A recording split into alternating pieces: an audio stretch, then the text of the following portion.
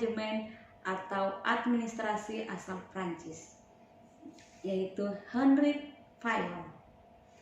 Hendrik Fayol adalah seorang tokoh teoris manajemen atau administrasi. Kelahiran Hendrik Fayol pada tanggal 29 Juli 1841 Istanbul, Turki, dan meninggal pada tanggal 19 November 1925 Paris, Prancis. Pasangan dari tokoh Hendrik Fayol adalah Adelaide Lesti Marie Saule. Pendidikan Hendrik Fayol. Fayol adalah salah satu kontributor paling berpengaruh dalam konsep manajemen atau ilmu administrasi pada zaman modern. Peninggalan Fayol yang paling terkenal adalah tentang 5 fungsi manajemen, yaitu yang pertama, merencanakan, mengorganisasi, memerintah, mengkoordinasi, dan mengontrol. Fayol adalah bapak teori manajemen industri dan umum. Ia mendapatkan penghargaan karena membuat prinsip-prinsip dasar manajemen yang tersusun atau terstruktur, serta ia memperoleh gelar insinyur. Hendrik Fayol mengembangkan prinsip-prinsip manajemen dan teori manajemen umum dan menerbitkannya dalam bentuk buku.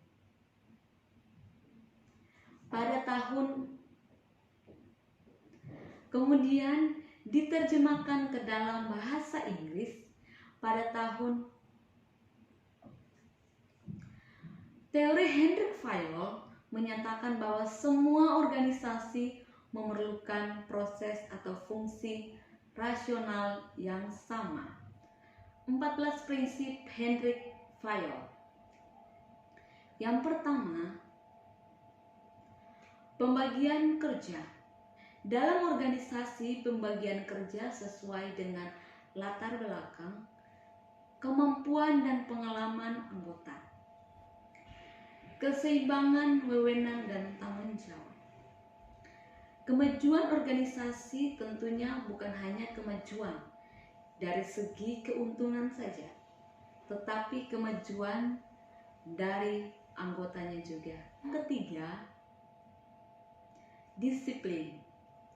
Sikap disiplin merupakan sikap anggota menyikapi aturan organisasi. Kedisiplinan harus anggota organisasi terapkan, karena hal tersebut adalah cerminan dari komitmen mereka. Yang keempat, kesatuan perintah.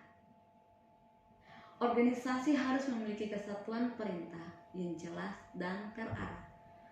Hal ini karena organisasi harus bergerak lurus untuk mencapai tujuan mereka. Dan yang kelima, kesatuan arah. Kesatuan arah ini dapat berupa visi atau misi organisasi yang telah dibuat oleh manajemen level tinggi. Yang keenam, mengutamakan kepentingan organisasi daripada pribadi. Anggota organisasi wajib mementingkan organisasinya daripada organisasi lain. Yang ketujuh, kompensasi yang adil. Sama halnya dengan pemberian wewenang dan tanggung jawab yang adil, tentunya semakin berat tanggung jawab dan semakin tinggi jabatan harus dibanding lurus dengan kompetensi yang seimbang. Dan yang kedelapan, sentralisasi. Sentralisasi menyiratkan pemusatan wewenang pengambilan keputusan pada manajemen puncak.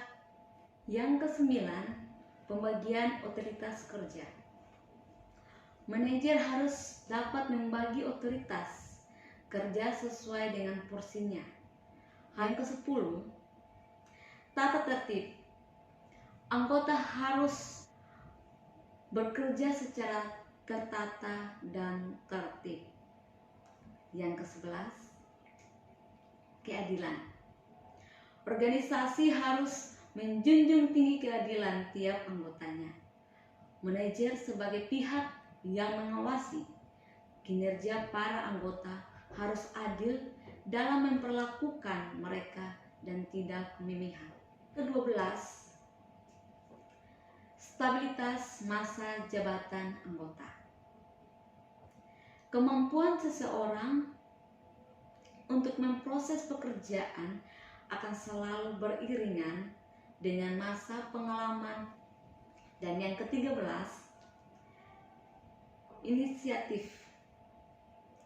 Seluruh anggota organisasi harus memiliki sifat yang inisiatif. Artinya, mereka harus dapat mengemukakan pendapat yang berguna bagi organisasi tersebut. Dan yang terakhir, ke-14, semangat kesatuan. Harus dimiliki oleh seluruh anggota organisasi. Hal ini akan menumbuhkan semangat dalam bekerja dan ikatan dalam persaudaraan.